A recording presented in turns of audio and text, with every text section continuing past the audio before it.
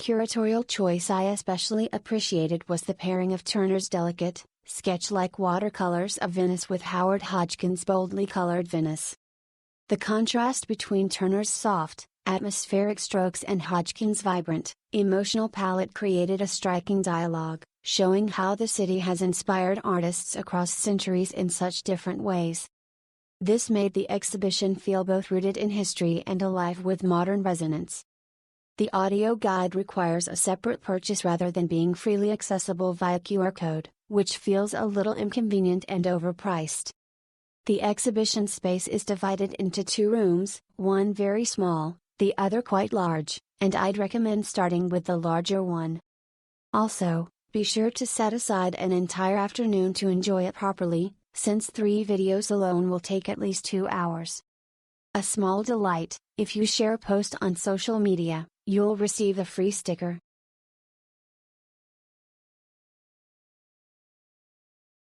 No need to travel abroad to see genuine masterpieces by international museum artists. With around 80 pieces on display, it's absolutely worth it. The exhibited works are full of J.M.W. Turner's dedicated artistry. Through relentless practice, he refined the presentation of light and shadow in each piece, dedicating his life to pursuing lofty ideals and surpassing himself, making him truly unique. Although you might need to travel from another city to Taipei to see the exhibition, it's 10 times worth it. I also recommend visiting the Chiang Kai-shek Memorial Hall. It's a truly rewarding and fantastic experience. One of the exhibited works is a British national treasure, encapsulating the essence of Turner's life's work, specially brought to Taiwan for this exhibition. If you miss it this time, you'll have to wait another 10 years to see it.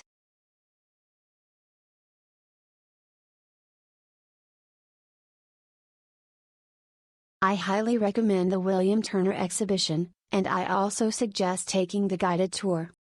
There's an option in the exhibition hall to purchase the guided tour service online using your own phone and headphones. I love Turner's gentle and comfortable use of color and his delicate brush strokes. Each painting is like a complete story, full of layers. Whether it's the figures, the scenes, the light, or even the passage of time, everything is immersive. The number of works on display is staggering.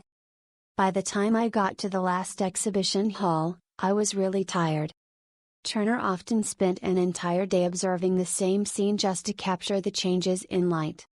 I also enjoy spending a whole day just relaxing and looking at the scenery. Some works by other artists are included to test if Turner is your true love, or how different artists of the same period interpreted the same places and views as him. It's quite interesting, and makes you want to guess the curator's thoughts. At that time, portraiture was more popular, and the themes were mostly taken from mythology. But Turner's works of this kind gave me the feeling of okay, I'll paint it for you to see. The figures and characters in his paintings are more like small accessories in his landscapes. He was most focused on the landscape world in his heart, truly an artist full of personality. The exhibition covers Turner's creative trajectory from youth to old age. His later works are mostly developed from sketches and manuscripts from his early travels. Although the details are not as abundant as in his early works, the overall style is more free and unrestrained. From the use of color to the narrative method, you can see the changes in his mood, but even so, you can still tell at a glance, this is Turner. In the end, I couldn't resist buying postcards and checking in to get a small gift. Thank you to the teacher for accompanying me to the exhibition, it was very rewarding. The above is my personal, unprofessional review.